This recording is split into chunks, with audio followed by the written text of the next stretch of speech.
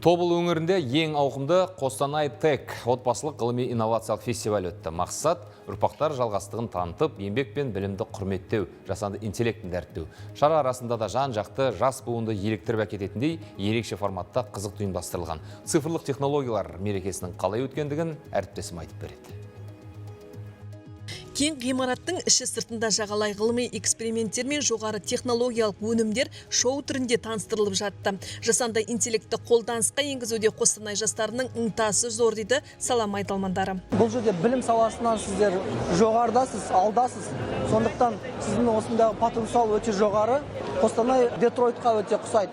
Өткен Детройтта осындай автомобиль саласында үлкен компаниялар шыққан. Осыдан 3 жыл бұрын аймақтағы 40 кәсіпорында 3 өнеркәсіптік робот қана болса, бүгінде 145. Сондай-ақ өңдеу өнеркәсібінің 46% IT жобаларын енгізген. Елді мекендерде интернетке қосуда өзге облыстардан көш ілгеріміз дейді аймақ басшысы. Сапалы интернетпен қамтылуы 60%-тен 76%-ке дейін өсті.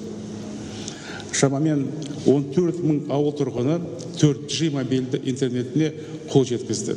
Цифрлық мемлекеттік және коммерциялық қызметтерге қолжетімділік артып, шағын және орта бизнесті дамыту үшін жағдайлар жақсарды.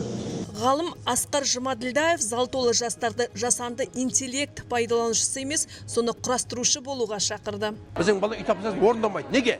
Жасанды интеллект бәрін көшіріп алады. Бізге ол қауіп, ол рас. Бірақ қауіп болады екенде оны лақтырып ұстауға болмайды. Біз бұл арада сындарлы саясат жүргізуіміз керек. Фестиваль ұйымдастырушыларының басты мақсаты да сол жастарды жасанды интеллект жүйесін зерделеуге шабыттандыру болатын. Жиналғандар цифрлық технологиялар мерекесін зор ықыласпен тамашалады. Гүлнұр Мұратқызы, Ғабиден Жоқышев, Атамекен Бизнес, Қостанай.